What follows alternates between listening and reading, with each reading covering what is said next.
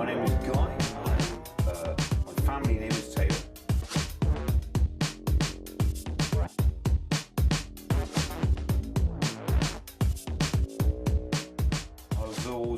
I've always been on the wrong side of the law as a younger man. I've been in Borstal. I've done 8 years in prison. You're not sentenced to. And I was always on the wrong side of the law. I always knew there was some sort of thing going wrong. I'm an only child. My father was a scrap merchant, self-made man. He owns a lot of property around the town, and I went around on my own little merry way, doing my own little merry things, being quite happy. When my father died in 2005, then I inherited all his properties, which is about several £1 million worth, unencumbered. And obviously you think it's going to be the life of Riley, like winning the pools. Far from it.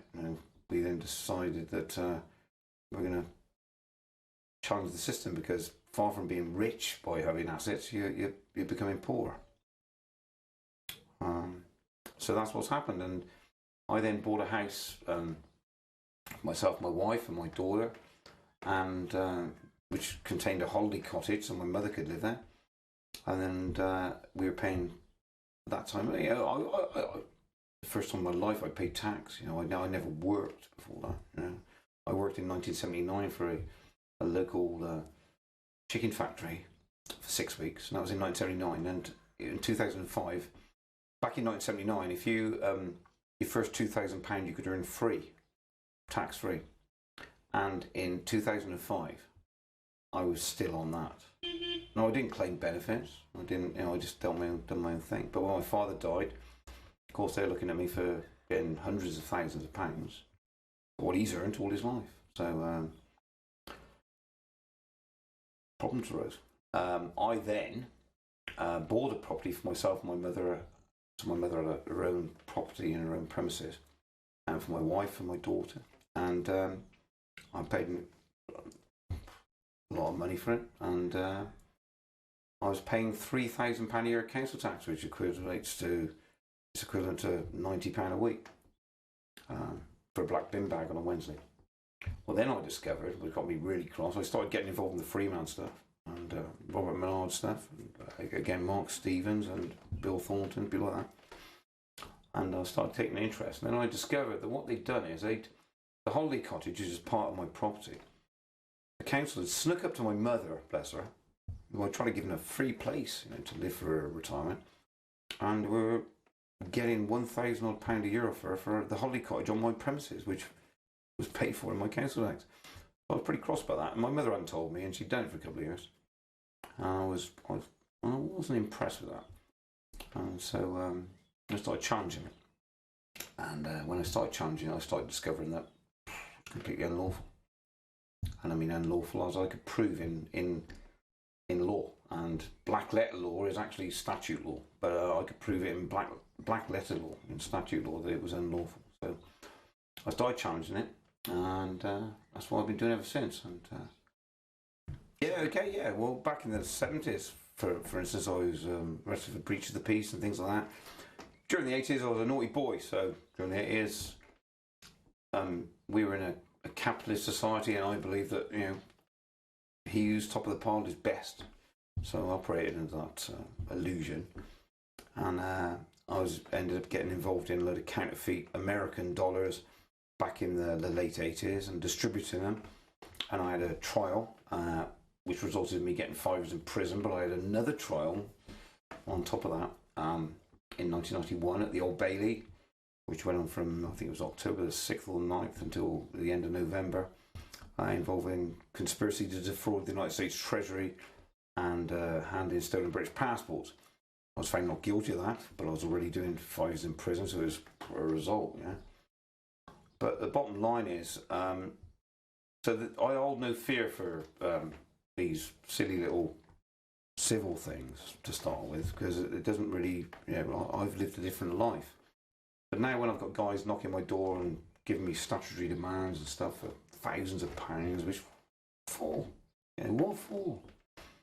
I started getting pretty cross. And then when I started investigating, I started off on the old conspiracy theory things, 9/11 and all that, and I could see that what was happening was these things are true, but what can I do about it? All I can do is spread the information. And what I thought I can do something about is the nuts and bolts of law, because when I was in jail, and I spent behind the door 8 years in jail, not sentenced, but beyond the door. So what I decided was I studied archbolds, and because the object of the exercise when you're in prison is to get out. So I've appealed, and I've been to the Strand, and I've done all this stuff before. So I've always been a barrack room lawyer in jail. So I decided that I was going to analyse this stuff. And when I come across Robert Menard, I decided that this man's telling the truth, and I'll investigate to make sure that I'm right. And I discovered I was right. And this chap from Canada was telling us, he chucked the ball to us and told us stuff that we really needed to get sorted. And that's what we've done, and this is what we're trying to do. And so it holds no fear for me, these guys. So this is what we're trying to do now in this country now. I know with some wonderful people of totally different dispositions to myself, ex-MPs and police officers, and all sorts of us are all of the same opinion. The first page that we're on is that we're being treated like rubbish in this country, and when we basically need to sort it out. And so what we try doing is the technical nuts and bolts of the law we're dealing with. And so I've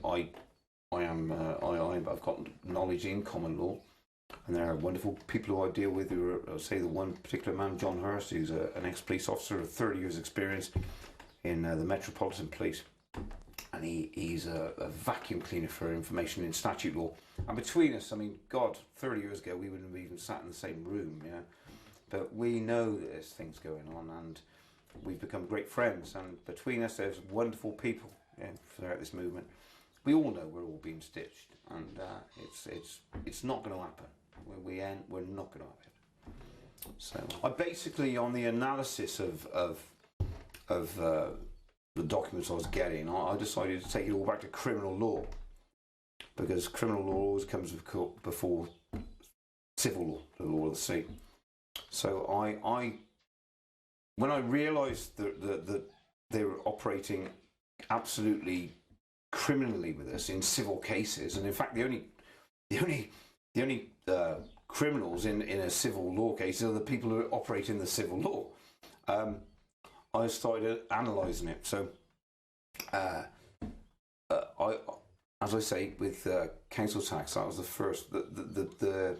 I pinpoint, I ring fence that as my objectivity. So that's what I've done. And then we came across Roger Hayes, who we did the thing in Birkenhead with. And I had been trying for a considerable amount of time. I always tape record my proceedings. I will serve notice on the courts, and because I've got all the information, and I always try to make sure there's a record. It's a court of record, and a court of record is a court de jure, a common law court, not a consensual court, which they've blagged you into going to. So I've always recorded proceedings, and I've been trying to arrest. I've been telling judges and magistrates I'm going to arrest them for the last year. And when I came across what the British Constitutional Group were doing, and they were going to court, and basically they were talking to the judge and telling the judge he was behaving unlawfully, and the judge was saying, well, and I could see what was going on. They were just talking porridge, the judge is thinking you're consensually here, and the British Constitutional Group saying, yeah, well, based on the Constitution, yeah, but you're constitutionally here. And look, you could talk porridge for 17 years, it ain't going to change, you know what I mean?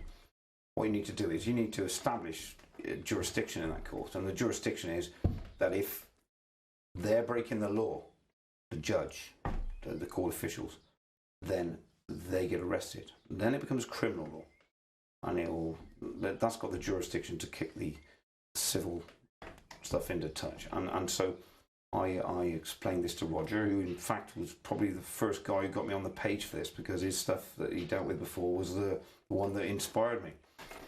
And what we got to do, we got to arrest these judges. They're breaking the law. Once we're sat there, it's a consensual procedure. I mean, if two people have got an argument and they ask for an independent person can you please adjudicate on this independent? Look, me and you've got a row. Can we adjudicate on it? and we'll go with whatever you say. You're the consensual, but we'll consent for your opinion. And this is what is happening to people, and it's been done tacitly. We're not realising this, and this is the problem. And this has always been the problem, but we haven't realised it because we think we're going to court of law. We're not going to court of law. We're going to court of legal fiction. And so I explained to them that we have to arrest these individuals. And so I spoke with the British Constitution Group and explained to them what I've been doing, and explained, listen, I'm not a man who sat here as an armchair philosopher. I know I've been trying to do this in one form or another in Hereford courts. And that's why if I go to court for a council tax, they've got police in there, and we haven't got magistrates anymore. We have a district judge. Well, then I'm very angry because the district judge is the most corrupt individual you can imagine. He knows what I'm saying is true. And I've been doing this for some considerable time. So I think the marriage between and certainly the honeymoon period between us at the moment, because we're all on the same first page, is that, and they accepted what I was saying was correct. But of course, we need them to instigate what I'm saying, because what I'm saying is correct. But we need to do this stuff. No good saying I'm going to arrest you and have a chat about it later. We need to start nicking these people. And if these guys are breaking the law and they're in front of us, it's our duty to arrest them. And they are. And mark my words, I will tell you, they are breaking the law. And we should be, and we will arrest them, because that's what's needed. We're not breaking the law. We're going to, I was going into court, and because I knew they've dumbed down their own system so much, but the people in that courtroom, people used to say about, going in and my inalienable rights intact, and, we're in the dock, and we know it's maritime law. We know all that now. That's Freeman, and people who are interested in this, who investigate it. But the people who don't know it are the people in the court, because they've dumbed down their own system to the extent that they don't know what they're doing. So we don't have to worry about the dogma of that so much. What we need to know is this. We're on dry land. I am a human being. I don't consent, and this is a common law jurisdiction. And that triangle, I'm a human being, I don't consent, this is a common law jurisdiction. They can't take it away from you. Statute law is a nonsense. It's they can give you a liability order for £1 million, and if you read liability orders, rules under council tax, they could charge every person in this country £1 million. You're the liable party. And when you go to court, the inference is on you to prove that you're not the liable party. And if you read under CPR rules, you are always the liable party. So what does this mean? This means basically that we've got fascism on our doorstep, and it's operating here now. So we've got to stop this, and we've got to realise that we're a common law jurisdiction, and that it is all by our consent. If we create harm, injury or loss to another human soul, we're guilty of it. We've done something, okay? Other than that, it is all consensual, and it is all a nonsense. And investigate the facts yourself. Don't believe me. Don't think I'm sat here on a chair telling you stuff, because at the end of the day, if you go and investigate it, and you will find that what I'm saying is correct, and go on your own path and investigate and come to the conclusions you come to, and hey, join the table, because we all need as many conclusions as we can so we can all operate and beat this parasite that's been on our back for a long, long time.